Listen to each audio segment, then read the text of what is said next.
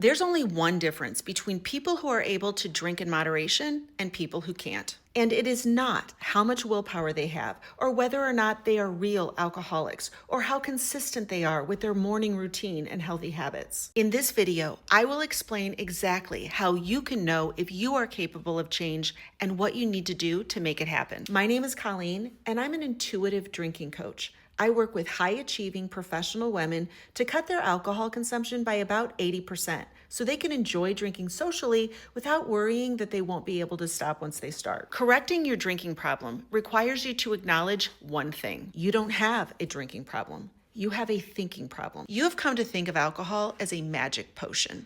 You want to drink when you're happy and when you're sad, when you're stressed and when you're relaxed, when you win, when you lose, when you're getting married, when you're getting a divorce, when you're productive, when you're lazy. You know from experience that the more you drink, the worse you feel. The false narrative that most people buy into is the idea that it's even possible to lose control. You're perfectly capable of keeping it together when you have to drive, or when the doctor's going to test your liver enzymes, or when you're going to dinner with your new boss. So when you do drink to the point of intoxication, you do so because you think that it's fun. You think that you deserve it. You also think that staying sober or stopping at that 2-drink limit is impossible or hard. But that's not true. It's just a story you're telling yourself. Alcohol use disorder is like a mind virus. Your thought processes have been corrupted. And as counterintuitive as it sounds, the harder you try to control your drinking, the worse this gets. Even when you do get it right, it does feel hard. So you worry that it's not going to last because you can't really trust yourself. But it's the worry and the lack of trust that cause you to overdrink. So you got to knock that shit off.